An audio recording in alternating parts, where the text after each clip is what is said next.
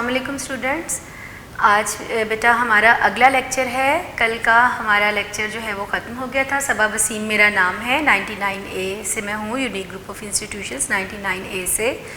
تو ہمارا آپ لوگوں کے 9th کلاس کے اردو کے سلیبس کو لے کے جو ہمارے لیکچرز چل رہے ہیں, تو بیٹا کل کا جو ہمارا لیکچر تھا, ہم نے اپنے لیکچر میں اپنی نظم شروع کی تھی. آپ کی کتاب کے حصہ نظم میں سے ہماری جو پہلی نظم ہے حمد, حمد یعنی اللہ کی تعریف, جس کے شاعر ہیں مولانا الطاف حسین حالی. 1837 سے 1914 سن 1914 تک کا ان کا دور ہے, جو میں نے آپ کو کہا تھا آپ نے اچھی طرح سے یاد رکھنا ہے.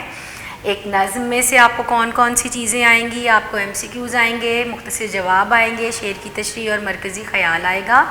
تو ہم ایک نظم میں سے آپ کو جو چیزیں آ رہی ہیں بیٹا, میں نے آپ کو پہلے بھی بتایا تھا اس سے پہلے والے لیکچر میں جب ہم نے اپنی نظم پڑھنا شروع کی تھی.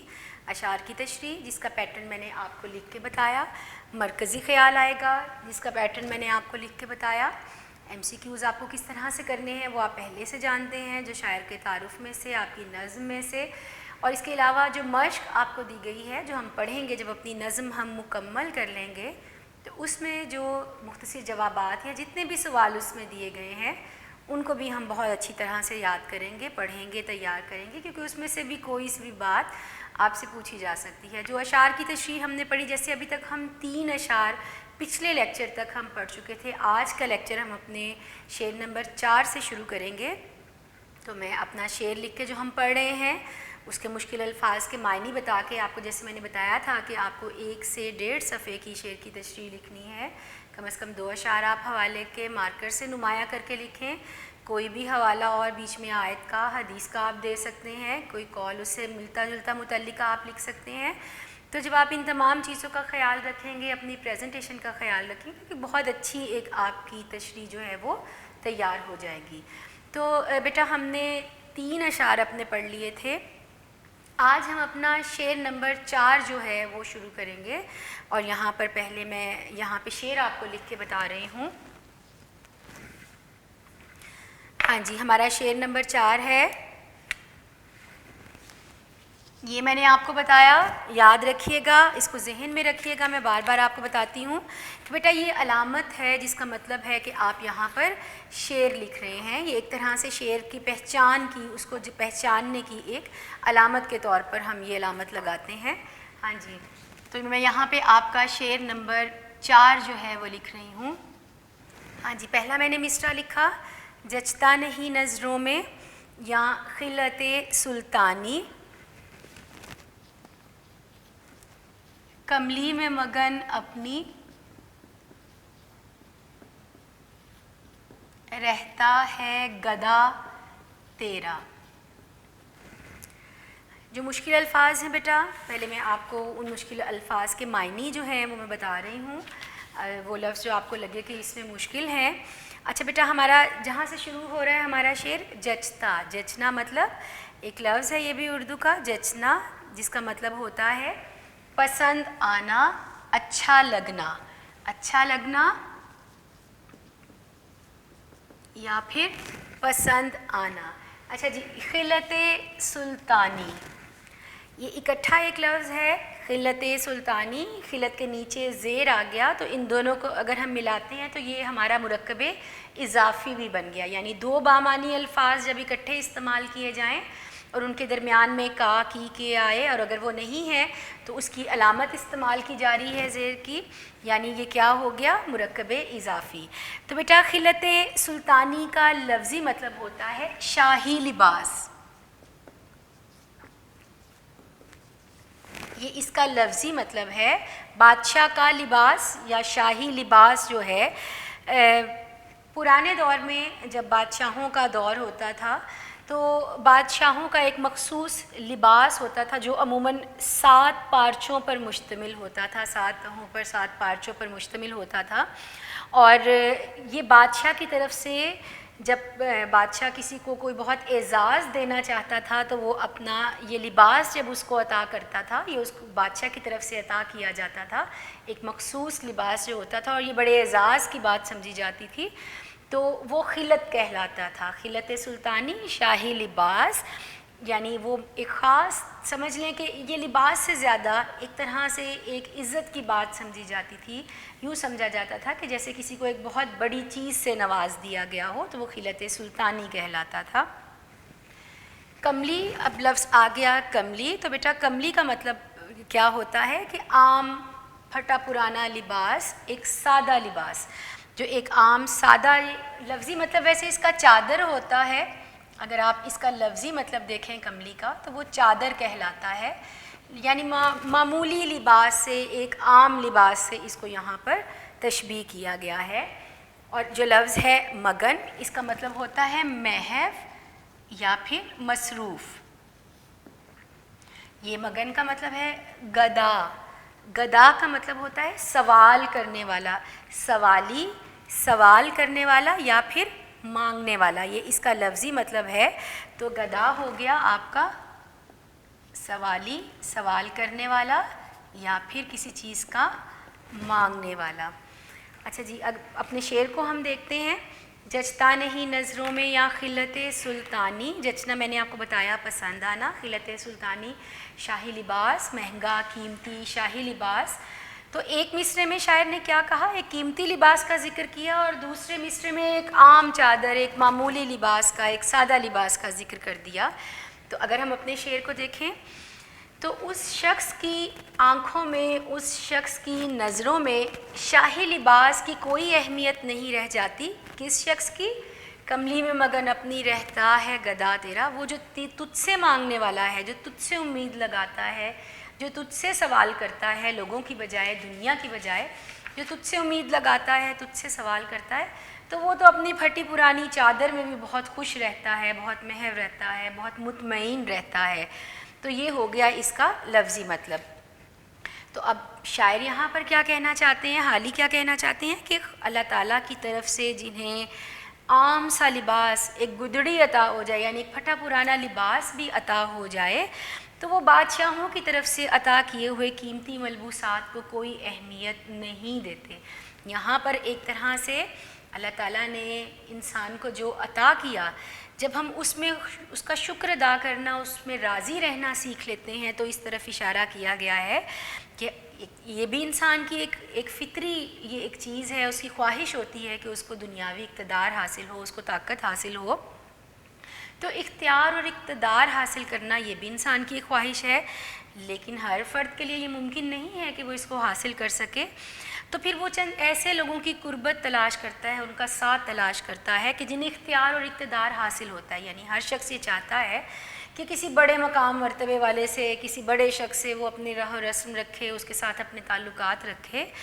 تو پرانے دور میں اگر ہم ماضی کی طرف جاتے ہیں، پرانے دور کی طرف جاتے ہیں، تو چونکہ بادشاہت کا ایک نظام تھا، بادشاہ جو ہے وہ بڑا طاقتور ایک سمجھا جاتا تھا، اپنے پورے ملک کا حکمران ہے، بادشاہ ہے.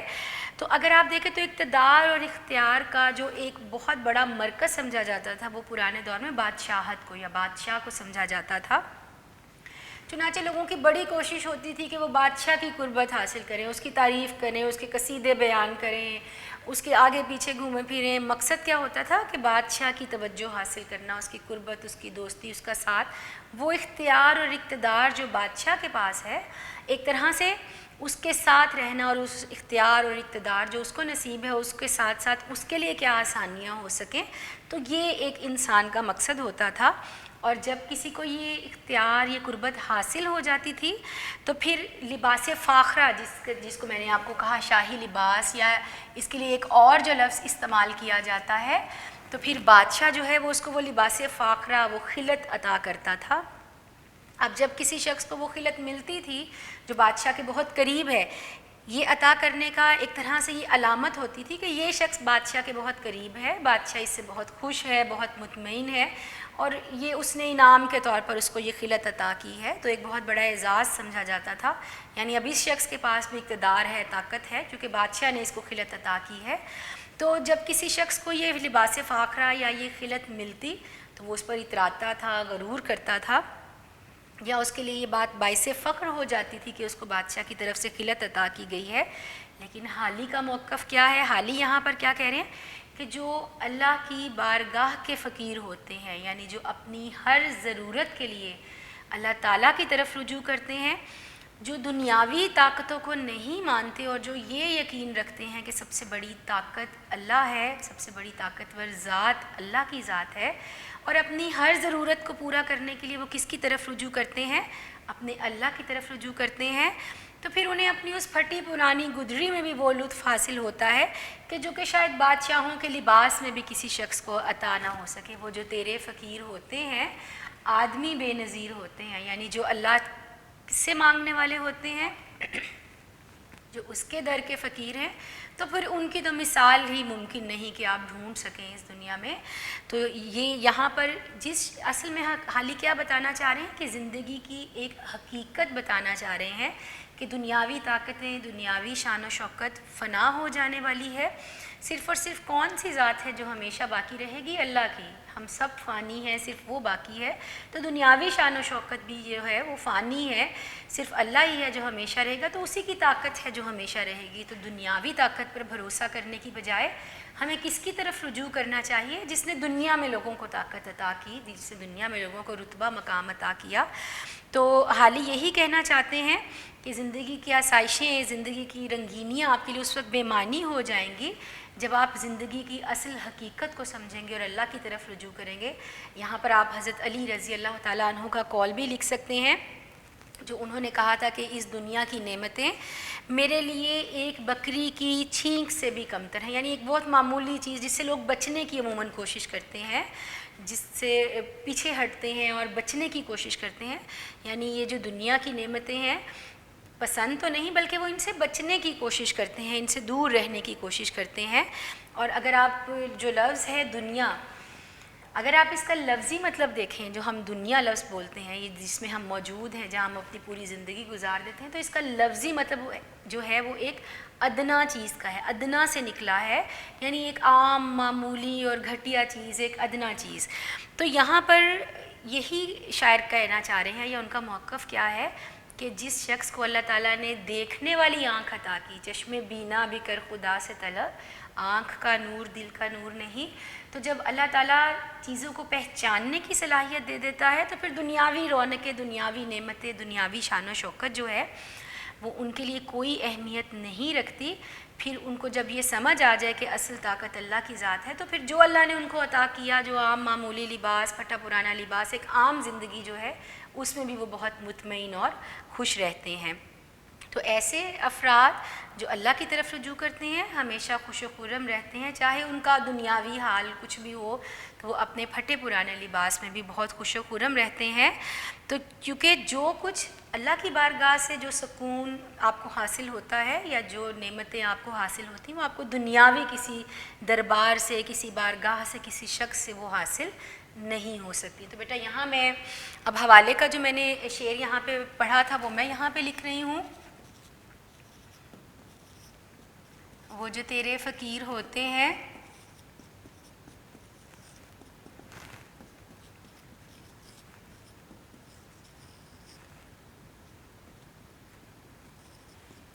आदमी बेनज़ीर होते हैं, बेनज़ीर जिनकी मिसाल मुमकिन ना हो, जिनके जैसा और कोई ना हो, या फिर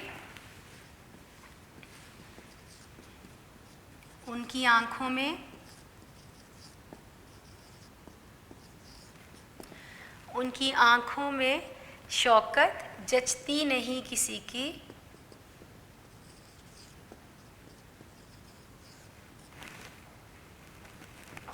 आँखों में बस रहा है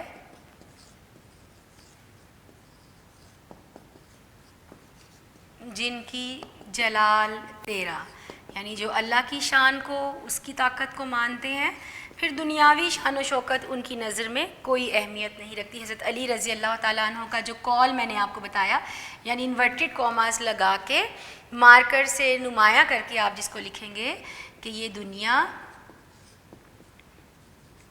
मेरे लिए बकरी की छींक से भी, इन्वर्टेड कॉमास लगा के مارکر کے ساتھ ایک طرح سے حوالہ ہو گیا، حضرت علی کا کال ہو گیا. آپ پہلے بتائیں گے، لکھیں گے کہ حضرت علی کے کال کے مطابق کہ حضرت علی نے اس دنیا کی حیثیت اور اوقات کے بارے میں جو کہا کہ ایک دنیا، میرے لیے یہ دنیا بکری کی چھینک سے بھی کم تر ہے. تو اس کو بھی آپ اسی طرح سے لکھ کے پھر آپ اپنے انورٹڈ کاماز پھر سے لگا دیں گے، یعنی آپ کی یہ بات ختم ہوگی. تو ایک حوالہ بنا کے مارکر سے نمایاں کر کے آپ اس کو بھی لکھیں. تو بیٹا یہ ہم نے اپنا شعر نمبر 4 جو ہے وہ پڑھ لیا، اور مجھے امید ہے آپ کو یہ سمجھ میں بھی آ گیا ہوگا. اب ہم بیٹا اپنا شعر نمبر 5 جو ہے وہ یہاں پر پڑھیں گے. جی تو ہمارا شعر نمبر 5 ہے: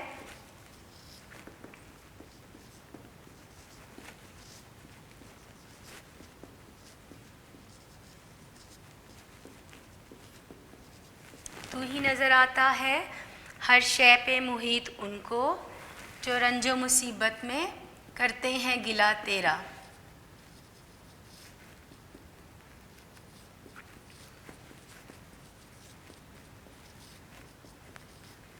جی پہلے مشکل الفاظ ہم دیکھ لیتے ہیں جو آپ کو تھوڑے مشکل لگتے ہوں، جن کے معنی آپ کو سمجھنے ہوں. ہر شے کس کو کہتے ہیں؟ ہر چیز کو. تو ہر ایک چیز.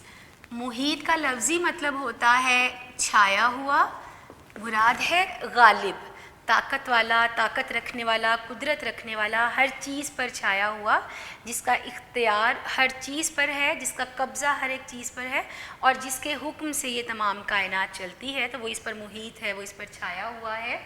رنج و مصیبت، غم، دکھ اور تکلیف.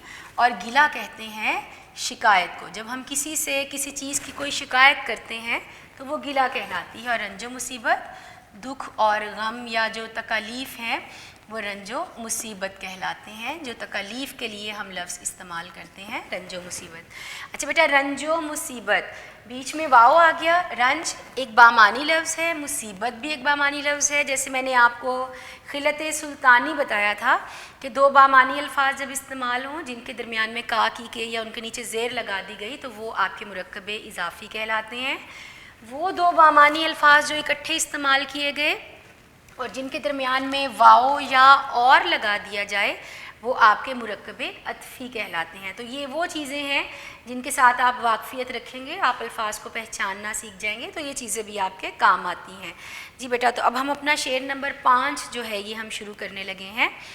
تو اگر آپ اپنے شعر کو دیکھیں، اگر ہم اس کو سادہ آسان کر کے سمجھیں، تو ہی نظر آتا ہے ہر شے پہ محیط ان کو، جو رنج و مصیبت میں کرتے ہیں گلہ تیرا. انسان کسی بھی دکھ میں، غم میں، تکلیف میں جب اس کو کوئی پریشانی ہوتی ہے، کوئی غم ملتا ہے، کوئی دکھ تکلیف ملتی ہے، تو وہ کیا کرتا ہے؟ وہ اپنے اللہ سے شکایت کرتا ہے، وہ اپنے رب سے اس کی شکایت کرتا ہے کہ اس کو یہ تمام تکالیف کیوں دی گئیں، اسی کے ساتھ یہ برا کیوں کیا گیا. لیکن جو لوگ مصیبت میں گرفتار ہو کے شکایت کرتے ہیں انہیں بھی سارے عالم پر صرف اللہ ہی چھایا ہوا دکھائی دیتا ہے. کس طرح؟ اب یہاں حالی کس لیے کیا موقف بیان کرتے ہیں کہ وہ شاید اس لیے کہ وہ گلہ بھی تجھ ہی سے کرتے ہیں، تجھ سے ہی گلہ کرتے ہیں. انسان فطری طور پر، قدرتی طور پر انسان میں یہ چیز پائی جاتی ہے کہ وہ اپنی مرضی کے مطابق زندگی بسر کرنا چاہتا ہے. ہم میں سے ہر کوئی چاہتا ہے کہ جو وہ چاہتا ہے وہ ویسا ہی کرے، جو وہ چاہتا ہے ویسا ہی ہو جائے. تو فطری طور پر انسان جو ہے وہ اپنی مرضی کے مطابق زندگی بسر کرنا چاہتا ہے. اگر ہر کام ہماری مرضی سے ہوتا جائے، ہماری خواہش کے مطابق ہوتا جائے تو ہم بہت خوش رہتے ہیں، ہم اللہ سے بھی بہت راضی رہتے ہیں اور اس کو اپنے لیے نعمتیں تصور کرتے جاتے ہیں، گردانتے جاتے ہیں اور بہت خوش و خرم رہتے ہیں، کیونکہ ہر کام ہماری مرضی کے مطابق ہوتا چلا جا رہا ہے. تو انسان راضی رہتا ہے ایسی صورت میں. لیکن ایسا بھی ممکن نہیں کہ ہر کام جو ہے وہ انسان کی مرضی کے مطابق ہو. تو یہاں پر پھر سے میں دوبارہ سے آپ کو حضرت علی کا ایک ارشاد بتاؤں گی کہ میں نے ارادوں کے ٹوٹنے سے اللہ کو پہچانا. وہ کہتے ہیں نا انسان بہت کچھ چاہتا ہے لیکن ہوتا صرف وہی ہے جو اللہ کی ذات چاہتی ہے. مین پرپوزز اینڈ گوڈ ڈسپوزز، کہ آپ کچھ بھی کر لیں، جب تک کچھ بھی سوچ لیں، جب تک اللہ کی مرضی اس میں شامل نہیں ہوگی آپ کا وہ کام نہیں ہو سکے گا. تو حضرت علی رضی اللہ تعالیٰ عنہ ہمارے خلفائے راشدین میں سے ہیں، آپ صلی اللہ علیہ وآلہ وسلم کے اصحاب میں سے ہیں، بہت بلند مرتبت حیثیت ہیں اور بہت بلند مرتبت شخصیت ہیں. تو جب انہوں نے یہ کہا کہ جنہیں علم کا ایک بہت بڑا ذریعہ سمجھا جاتا ہے، وسیع علم رکھنے والے تھے، تو جب ان کا کہنا ہے کہ میں نے اپنے ارادوں کے ٹوٹنے سے اللہ کو پہچانا، یعنی میں کچھ بھی سوچ لوں، میں کچھ بھی ارادہ کر لوں، میں کچھ بھی چاہ لوں، وہ کب تک پورا نہیں ہوگا؟ جب تک اللہ کی ذات نہیں چاہے گی۔ تو انسان تو اپنی زندگی کو اپنی مرضی کے مطابق گزارنا چاہتا ہے، اور وہ چاہتا ہے کہ جو وہ چاہے ویسا ہی ہو، لیکن ایسا چونکہ ممکن نہیں ہے، کیونکہ صرف وہی ہوتا ہے جو اللہ کی ذات چاہتی ہے۔ تو جہاں کوئی کام انسان کی مرضی کے مطابق نہ ہو تو پھر کیا ہے، اللہ کے نیک بندے تو اللہ سے رجوع کرتے ہیں، جیسے اللہ تعالیٰ کا ارشاد ہے کہ جب اللہ کے شکر گزار، قرآن پاک کی آیت کا جو ترجمہ ہے کہ جب اللہ کے شکر گزار بندوں کو کوئی مصیبت پڑتی ہے تو وہ یہ کہتے ہیں کہ ہم اسی کی طرف سے آئے ہیں اور ہمیں اسی کی طرف لوٹ کر جانا ہے۔ بہت مشہور آپ نے یہ سن رکھا ہوگا، انا للہ و انا الیہ راجعون، کہ ہم اللہ کی طرف سے آئے ہیں اور ہمیں اسی کی طرف لوٹ کر جانا ہے۔ تو یہ تو ان بندوں کی ایک مثال ہو گئی جو اس کے شکر گزار ہیں، جو ہر حال میں چاہے اچھا ہے یا برا ہے، چاہے اس کی مرضی پوری ہو رہی ہے انسان کی یا نہیں، چاہے اس کا کوئی خواہش اس کی نہیں بھی پوری ہوئی، اس کو کوئی نقصان اٹھانا پڑا، اس کو کوئی تکلیف اٹھانی پڑی، لیکن پھر بھی وہ اللہ ہی کی طرف رجوع کرتے ہیں اور ہر حال میں اس کا شکر ادا کرتے ہیں۔ تو ایک طرف تو ایسے بندے ہیں جو ہر حال میں اس کا شکر ادا کرتے ہیں، لیکن دوسری طرف کچھ لوگ ایسے بھی ہیں جو اس حکمت کو نہیں سمجھ پاتے۔ اگر کچھ نہیں ملا اسے اس کی خواہش کے مطابق تو ہو سکتا ہے اس میں بھی اللہ تعالیٰ کی کوئی حکمت موجود ہو۔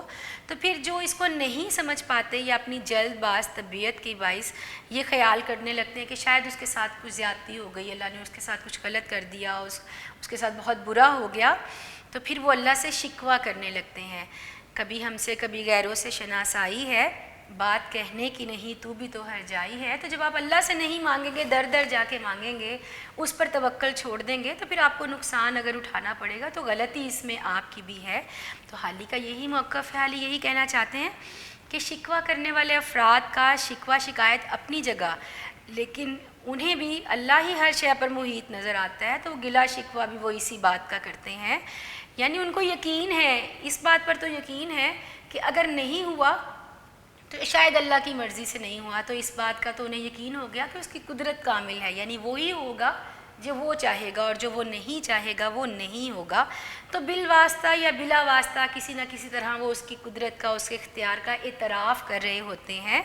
تو یہاں پر اسی چیز کا شاعر نے ذکر کیا ہے کہ انسان جو ہے وہ رنج اور مصیبت میں، دکھ اور تکلیف میں چاہے شکایتیں بھی کر رہا ہو اللہ سے، لیکن اصل میں وہ شکایت نہیں، وہ ایک طرح سے اعتراف ہے اس چیز کا کہ وہی مالک ہے، اسی کے حکم سے سب کچھ ہوتا ہے، اور انسان کے ارادے بھی اسی اللہ تعالیٰ کے ایک حرف کی، اس کے کن کے محتاج ہوتے ہیں۔ جب تک وہ نہیں کہے گا انسان کے ارادے بھی پورے نہیں ہوں گے۔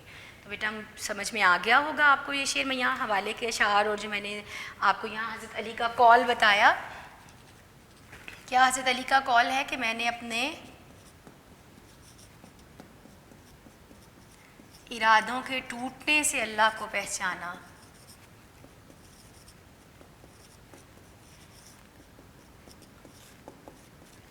یہ حضرت علی کا قول میں نے یہاں پر لکھ دیا۔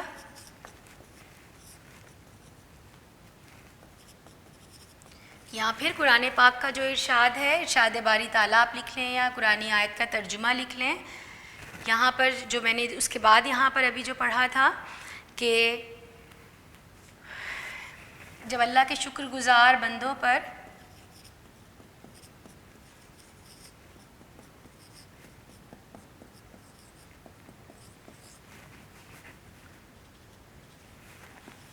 کوئی مصیبت آتی ہے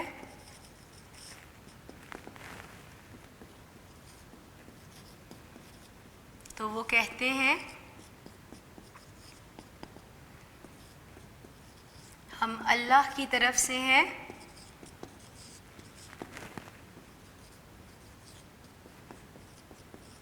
اور ہمیں اسی کی طرف لوٹ کر جانا ہے۔ پھر حوالے کا جو میں نے ایک شعر ابھی یہاں پر آپ کو بتایا،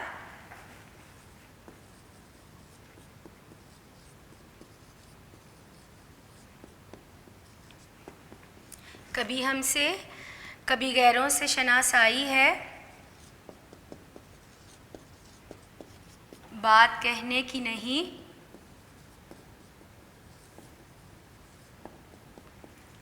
तू भी तो हर जाई है।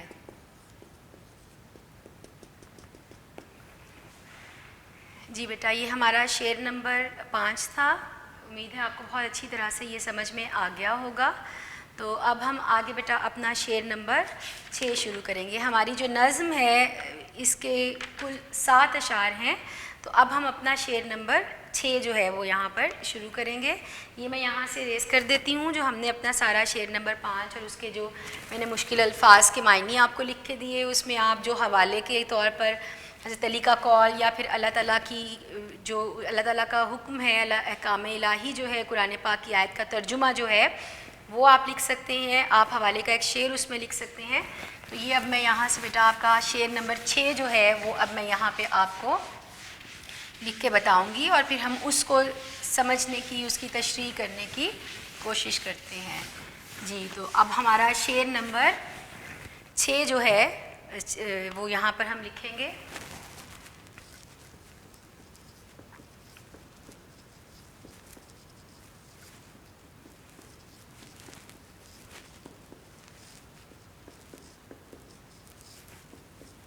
जी, आफाक में फैलेगी कब तक न महक तेरी, घर घर लिए फिरती है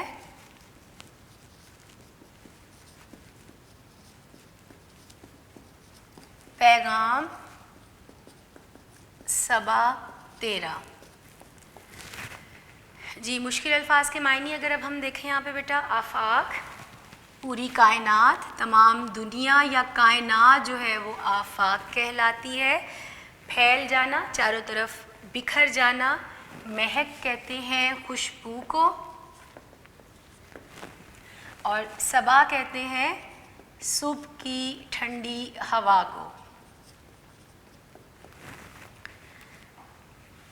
जी, शायर क्या कहते हैं या शायर का मौक़िफ़ क्या है, क्या कहना चाहते हैं हाली कि जो सुबह की हवा है कि पूरी दुनिया में अल्लाह ताला की महक और खुशबू कैसे ना फैले, क्योंकि जो सुबह की ठंडी हवा है वही हर तरफ अल्लाह की खुशबू, अल्लाह का पैगाम लिए फिरती है। मुराद क्या है यहाँ पर कि जो सुबह की हवा है वो हर तरफ अल्लाह का पैगाम लेकर जारी है, चल रही है और वो अल्लाह का पैगाम लेकर जा रही है। और कब तक उसकी जो खुशबू है वो हर तरफ नहीं फैलेगी, यानी सुबह के वक्त जो हवा चलती है तो वो फूलों की खुशबू हर तरफ बिखेरती हुई चली जाती है, हर तरफ फूलों की खुशबू बिखेरती है। और हाली का मौक़िफ़ क्या है कि जिस तरह सुबह की हवा हर तरफ फूलों की खुशबू को पहुंचाती है, बिल्कुल इसी तरह अल्लाह ताला की तौहीद का पैगाम भी हर तरफ फैल कर रहेगा। एक इरशाद है कि हक़ आया तो बातिल मिट गया और बेशक बातिल मिटने ही के लिए था। यानी अल्लाह ताला की वहदानियत के सामने बाकी तमाम चीज़ों की कोई हैसियत नहीं है। तमाम बातिल चीज़ें एक दिन ख़त्म हो जाएंगी, मिट जाएंगी। हक़ हमेशा से था और हमेशा रहेगा। तो इंसान अगर थोड़ी गौर व फ़िक्र से काम ले, थोड़ी समझ बूझ से काम ले, अक्ल और शऊर से अगर इंसान काम ले तो उसे अंदाज़ा हो सकता है कि ये जो पूरी कायनात है ये किसी पैदा करने वाले के बग़ैर तो वजूद में नहीं आ सकती। इतनी बड़ी और वसी कायनात है, ज़मीन है, आसमान है, सूरज, सितारे, सैयारे, उसके ऊपर की दुनिया जहाँ तक इंसानी आँख की ताकत है वो उनको देख सके, पहचान सके, और उससे आगे बेशुमार जो कायनात के जो आगे चीज़ें हैं वो मौजूद हैं जिन तक हमारी अक्ल, हमारा शऊर, हमारी इंसानी आँख रसाई हासिल नहीं कर सकती। बिल्कुल इसी तरह ज़मीन पर जो मौजूद चीज़ें हैं या ज़मीन के नीचे पानी की तह में मौजूद चीज़ें, तो बहुत वसी कायनात है अल्लाह ताला की। तो ये जो कायनात है ये ज़ाहिर बात है ख़ुद ब खुद तो पैदा नहीं हुई, और दिन और रात का तब्दील होना, मौसमों का बदलना, फूलों का उगना, फसलों का अपने मुकर्ररा वक्त से आना जाना, मौसमों का अपने मुकर्ररा वक्त से आना जाना, तो ये तमाम चीज़ें किस चीज़ की गवाही देती हैं? अल्लाह ताला की वहदानियत, उसके होने की, उसकी ताकत की, उसकी कुदरत की गवाही देती हैं। तो ये पूरी कायनात में आप कहीं भी देख लें, किसी भी चीज़ की तरफ गौर व फ़िक्र कर लें तो आपको क्या नज़र आएगा? अल्लाह ताला की ज़ात नज़र आएगी, उसकी कुदरत, उसकी शान नज़र आएगी। तो पालता है बीज को मिट्टी की तारीकी में कौन, کون دریاؤں کی موجوں سے اٹھاتا ہے سحاب، کون لایا کھینچ کر پچھم سے بادِ سازگار، خاک یہ کس کی ہے، کس کا ہے یہ نور آفتاب، کس نے بھر دی موتیوں سے خوشائے گندم کی جیب، موسموں کو کس نے سکھلائی ہے خوئے انقلاب۔ تو آپ موسموں کا بدلنا دیکھیں، فصلوں کا وقت مقررہ پر اگنا دیکھیں، دن اور رات کا بدلنا دیکھیں، ہر چیز میں آپ کو کیا نظر آتا ہے، کس کی شان نظر آتی ہے، کس کی طاقت قدرت نظر آتی ہے، اللہ تعالیٰ کی۔ تو یہی حالی کا موقف ہے کہ جو انسان قوانین فطرت کو سمجھتا چلا جاتا ہے، فطرت کے قوانین کو دیکھتا ہے، غور و فکر کرتا ہے، اور عقل والوں کے لیے اس دنیا میں نشانیاں ہیں، یہ بھی اللہ تعالیٰ ہی کا ارشاد ہے۔ جب انسان عقل سے کام لیتا ہے، شعور سے کام لیتا ہے، غور و فکر کرتا ہے، چیزوں کے بارے میں، فطرت کے بارے میں جاننے کی کوشش کرتا ہے، تو اس کے لیے یہ چیز واضح ہوتی چلی جاتی ہے اور یہ آسان ہوتا چلا جاتا ہے یہ جاننا، یہ سمجھنا کہ اس پوری کائنات کے نظام کو چلانے والی ذات صرف اور صرف کون ہے، پوری کائنات میں کس کا نور، کس کی طاقت قدرت پھیلی ہوئی ہے، اللہ تعالیٰ کی۔ تو حالی کا بھی یہی موقف ہے کہ وہ دن دور نہیں ہے کہ جب صرف اور صرف حق کا بول بالا ہوگا، ہر طرف اللہ کا پیغام ہوگا، اس کی وحدانیت ہوگی، ہر طرف اسی کی طاقت تو ابھی بھی ہر طرف اس کی ہے، لیکن اس کی وحدانیت کا، اس کی توحید کا پیغام جو ہے وہ ہر طرف پوری دنیا میں اس کی صدائیں گونجیں گی، اور پوری دنیا میں توحید کا جو پیغام ہے وہ پہنچے گا، اور تمام لوگ اس حقیقی مذہب کو ہی اپنائیں گے، اور باطل قوتوں کو شکست ہوگی، اور پھر جس طرح پھولوں کی مہک ہر طرح پھیل جاتی ہے، اس طرح توحید کا پیغام بھی یہ صبا ہر طرف اسی طرح جس طرح پھیلاتی ہے وہ خوشبو کو، تو توحید کا پیغام بھی اسی طرح ہر طرف پھیل جائے گا، ہر طرف اللہ تعالیٰ کی وحدانیت، اس کا ایک ہونا، اس کی توحید کا جو پیغام ہے، اس کا جو مذہب ہے، وہ ہر طرف ہمیں پھیلا ہوا پوری دنیا میں نظر آئے گا۔ تو بیٹا یہاں پر ابھی جو میں نے آپ کو 3-4 ایک نظم کے اشعار جو اکٹھے میں نے پڑھے تھے وہ میں آپ کو یہاں پر لکھ کے دے رہی ہوں تاکہ آپ ان کو اچھی طرح سے یاد کر سکیں۔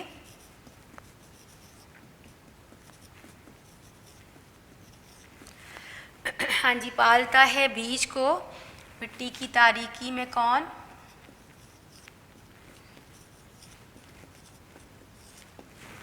اگر آپ ایک بیج کو دیکھیں اس کو بو دیا جاتا ہے مٹی میں، وہ اندر ہے اندھیرے میں دفن کر دیا گیا، اس کو مٹی میں بو دیا گیا، تو کون ہے جو اس میں سے ایک پودا نکالتا ہے، اس بیج میں سے ایک پودا جو اگتا ہے یا جو ایک پودا نکلتا ہے، تو ظاہری بات ہے، یقینی بات ہے کہ وہ کون ہے، اللہ تعالیٰ کی ذات۔ کون دریاؤں کی موجوں سے اٹھاتا ہے سحاب،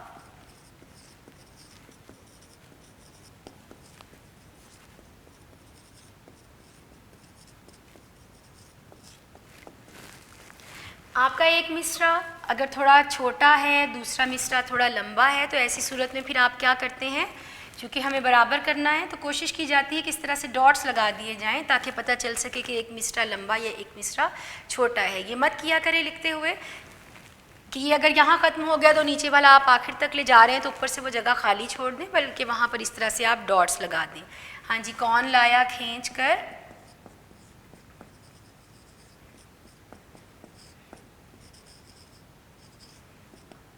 پچھم سے بادِ سازگار،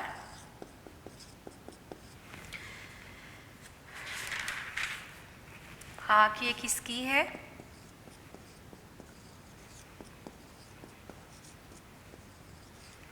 کس کا ہے یہ نور آفتاب،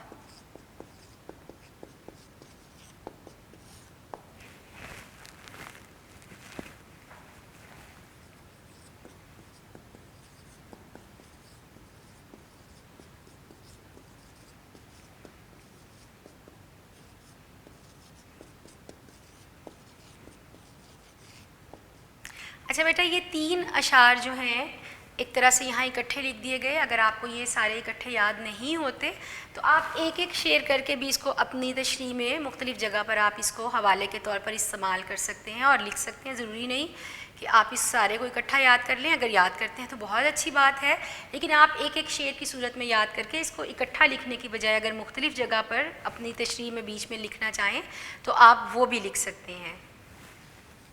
جی، موسموں کو کس نے سکھلائی ہے ہوئے انقلاب،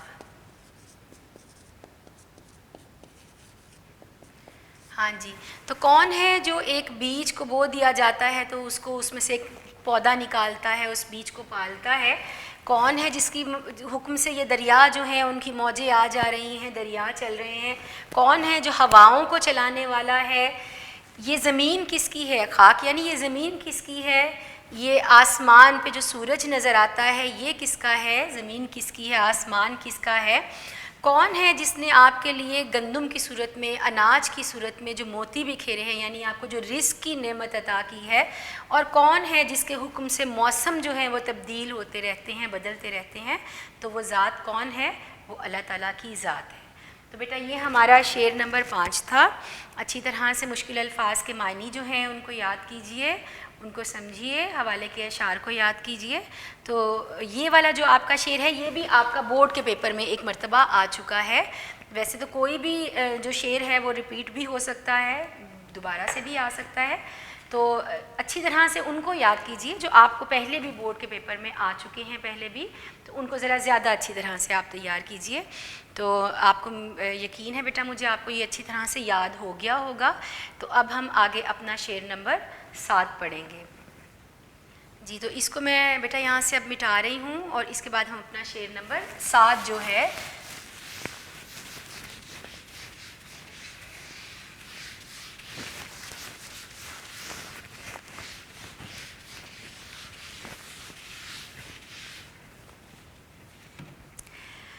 ہاں جی ہماری نظم کا آخری شعر ہے، شعر نمبر 7 ہے، اور ہماری نظم کا آخری شعر ہے جو اب ہم یہاں پر پڑھیں گے، جس کو جی ہر بول تیرا دل سے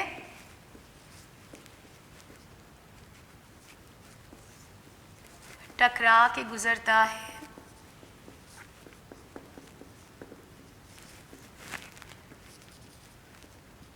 کچھ رنگے بیاں حالی۔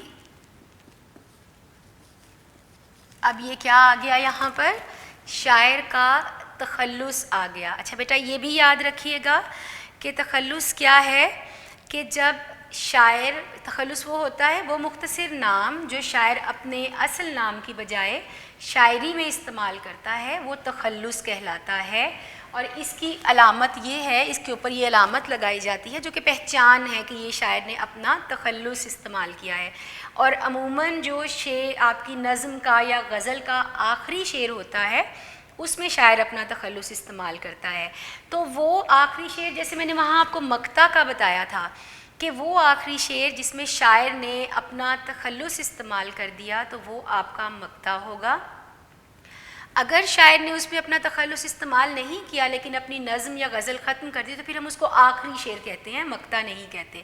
مقطع وہ صرف اس صورت میں کہلائے گا جب اس میں شاعر اپنا تخلص استعمال کرے گا۔ تو یہ آپ کی نظم کا آخری شعر ہے، یہاں پہ شاعر نے اپنا تخلص بھی استعمال کیا ہے، کچھ رنگے بیاں حالی ہے سب سے جدا تیرا۔ تو بیٹا یہ ہمارا آخری شعر ہے۔ ہاں جی شعر ہم اپنا دیکھتے ہیں۔ ہر بول تیرا دل سے ٹکرا کے گزرتا ہے، بول یعنی جو الفاظ ہم ادا کرتے ہیں، جو کچھ ہم بولتے ہیں، تو ہماری ادائیگی یا ہمارے الفاظ یا ہماری کہی ہوئی بات جو ہے وہ بول، یہاں پر اس سے یہ مراد لیا گیا ہے۔ دل سے ٹکرا کے گزرنا سے مراد کیا ہے؟ اثر کرنا، دل پر اثر کرنا، دل کو چھو جانا۔ کوئی چیز جب آپ کو پسند آ جائے، کوئی آپ کو اچھی لگے۔ ہم بہت سی باتیں سنتے ہیں، بہت سی باتیں سن کے کچھ ہمیں یاد رہ جاتی ہیں، کچھ ہم بھول جاتے ہیں، اور عموماً یاد کون سی رہ جاتی ہے؟ جو ہمیں اچھی لگتی ہیں، جو ہمیں عام باتوں سے ہٹ کے بات لگے، جو ہمیں اچھی لگے تو وہ ہمیں یاد رہ جاتی ہے۔ تو یہاں دل سے ٹکرا کے گزرنا سے مراد ہے دل پہ اثر کرنا یا یاد رہ جانا آپ کو کسی چیز کا۔ رنگے بیاں کا مطلب ہوتا ہے بیان کرنے کا انداز، یعنی آپ کا بات کرنے کا، چیزوں کو بتانے کا جو طریقہ ہے، جو انداز ہے، وہ آپ کا رنگ بیاں کہلاتا ہے۔ سب سے جدا مطلب سب سے الگ، سب سے ہٹ کر، اور حالی یعنی شاعر نے اپنی بات کر دی اس شعر میں۔ اب اگر ہم اس شعر کو دیکھتے ہیں تو شاعر ایک طرح سے، بیٹا یہ بھی آپ کا وہ شعر ہے جو آپ کے بورڈ کے پیپر میں آ چکا ہے، تو شاعر نے اس شعر میں ایک طرح سے اپنی تعریف کی ہے۔ اپنی تعریف سے مراد ہے ان کی شاعری کی تعریف۔ حالی نے جو شاعری کی ہے، جیسے میں نے آپ کو پہلے بتایا، حالی بہت بڑے نثر نگار تو تھے ہی، لیکن اس کے ساتھ ساتھ بہت بڑے شاعر بھی تھے، تو شاعری میں بھی بہت بڑا مقام ہے۔ ہم نے تعارف میں پڑھا کہ اس دور کے جو سب سے بڑے شاعر تھے، شاعروں میں مانے جاتے تھے مرزا غالب، اپنے دور کے بہت اہم بڑے اور مشہور شاعر جو ہیں وہ بھی ان کے استادوں میں تھے۔ حالی نے ان کی بھی شاگردی اختیار کی تھی شاعری سیکھنے کے لیے، تو اپنے دور کے بڑے بڑے شاعروں سے بھی مستفید ہوتے رہے، ان سے سیکھتے رہے، بہت بہترین شاعری کی۔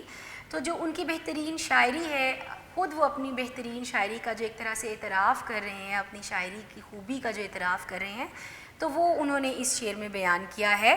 تو کیا کہنا چاہ رہے ہیں، حالی کا موقف کیا ہے، شاعر کا موقف کیا ہے کہ حالی کا جو انداز ہے، جو شاعر کا بیان کرنے کا، بات کرنے کا جو انداز ہے، وہ باقی سب شاعروں سے مختلف ہے، اور ہر جو بات ہے وہ دل کو چھو کر گزرتی ہے، دل پہ اثر کرتی ہے۔ تو اگر ہم دیکھتے ہیں کہ اردو، جیسے ہم نے پڑھا کہ اردو شاعری کی جو روایت ہم دیکھیں، تھوڑا پرانے دور میں جائیں، تو وہ شاعری کے لیے ایک سنگ میل کی حیثیت رکھتے ہیں جو مولانا الطاف حسین حالی ہے۔ انہوں نے، ہم نے یہ بھی پڑھا کہ قدیم جو انداز تھا اس کو ترک کیا، جدید شاعری کی بنیاد ڈالی۔ تو شاعری میں ایک بڑا اہم مقام اور مرتبہ جو ہے وہ حالی کو اسی نسبت سے عطا ہوا تھا، اور سر سید احمد خان کے نظریات سے بہت زیادہ متاثر ہوئے۔ انجمن پنجاب کے مشاعرے ہوا کرتے تھے، جدید طرز کے مشاعرے ہوا کرتے تھے، جس میں انہوں نے نظم کا رواج ڈالا، نظم نگاری کی طرف آئے، حقیقی جو ہماری زندگی کے جو موضوعات ہیں انہوں نے شاعری کا موضوع ان کو بنایا۔ تو انہوں نے جو شاعری کو موجودہ وقت کے ساتھ جوڑا، اس کو وہی پرانی قدیم ایک چیزوں سے نکال کر، ایک پرانے طریقہ کار سے ہٹا کر، موجودہ دور جو بھی ان کا دور تھا، اپنے موجودہ، جس کو عصری حالات کہتے ہیں، عصری اوقات کے ساتھ جب اس کو جوڑا، جب زندگی کے حقیقی مسائل اس میں بیان کیے، وہ ایک پرانے قدیم روایتوں کو چھوڑ کر، تو پھر ایک بہت بڑا اہم مقام اور مرتبہ بھی ملا۔ اور ان کی شاعری باقی تمام شاعروں سے ہٹ کے اور الگ بھی ہوگی، جو حالی نے کہا کہ کچھ رنگ بیاں حالی ہے سب سے جدا تیرا، تو جو باقی شاعروں سے ہٹ کے ان کا بیان، ان کا انداز تھا کہ انہوں نے وہی فرسودہ اور پرانی جو چلی آ رہی تھی ایک روایت شاعری کی، اس کو، اس سے ہٹ کے جو جدید طرز کی انہوں نے شاعری کی، انجمن پنجاب کے مشاعروں نے اس پہ بہت اثر ڈالا۔ حالی کے نظریات سے، سر سید کے نظریات سے مستفید ہونے کا فائدہ ملا۔ اس دور کے اور جو شاعر تھے انہوں نے بھی حالی سے یہ جو جدید شاعری ہے اس کے بارے میں بہت کچھ سیکھا۔ چونکہ حقیقت سے بہت قریب تھی ان کی شاعری، تو اسی بنا پر اس کے اندر خلوص بھی ہے، سچائی بھی ہے، اور دل کو چھو لینے والی جو ان کی شاعری ہے، دل سے، وہ کہا جاتا ہے دل سے جو بات نکلتی ہے اثر رکھتی ہے، پر نہیں طاقت پرواز مگر رکھتی ہے، کہ اگر آپ بات دل سے کہہ رہے ہیں تو وہ سننے والے پر ضرور اثر کرے گی۔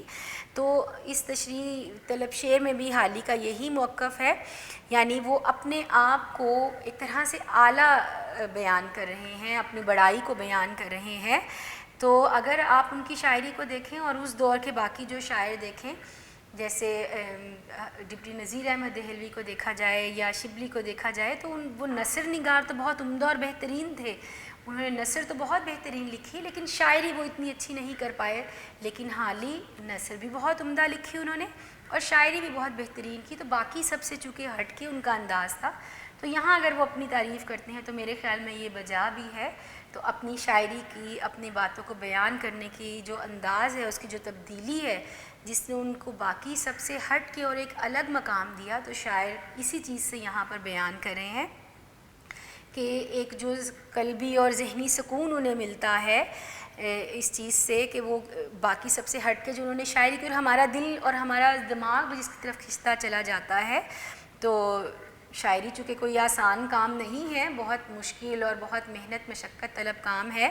وہ حوالے کا یہاں پہ آپ یہ بھی شعر لکھ سکتے ہیں کہ خشک سیر و تن شاعر کا لہو ہوتا ہے، تب نظر آتی ہے ایک مصرعِ تر کی صورت، کہ ایک شاعر جو ہے وہ ایک شعر ایسے ہی نہیں لکھ دیتا، بلکہ بڑی ہی محنت مشقت سے اس کی سوچ، اس کا جو خیال ہے، اس کو جب وہ الفاظ کی صورت دیتا ہے، تو یہ ایک بہت ہی مشکل کام ہے۔ تو حالی کے جب ہم شاعری پڑھتے ہیں اس میں ہمیں ایک نئے پن کا احساس ہوتا ہے، وہی فرسودہ اور پرانا جو ایک طریقہ کار تھا شاعری کا، اس سے ہٹ کے انہوں نے جو جدید طرز کی شاعری کی، تو ہمیں وہی طرز، وہی انداز جب ہم پڑھتے ہیں تو وہ انہیں باقیوں سے ہٹ کے چکے ہیں، تو یہی چیز ہمارے دل پر، ہمارے دماغ پر زیادہ اثر کرتی ہے، ہمیں زیادہ پسند آ جاتی ہے۔ تو ایک طرح سے حالی نے اس شعر میں اپنی شاعری کی تعریف بیان کی ہے. ابھی جو میں نے یہاں پر حوالے کے 2 اشعار آپ کو بتائے وہ میں یہاں پر آپ کو لکھ دیتی ہوں. جی یہ میں نے لکھ دیا. دل سے جو بات نکلتی ہے اثر رکھتی ہے پر نہیں طاقت پرواز مگر رکھتی ہے. اور یہاں پھر خشک سیروں تن شاعر کا لہو ہوتا ہے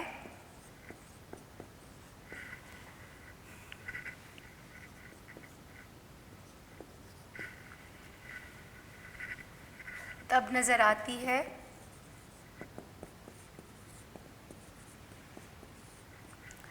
خشک سیروں تن شاعر کا لہو ہوتا ہے تب نظر آتی ہے ایک مصرعِ تر کی صورت.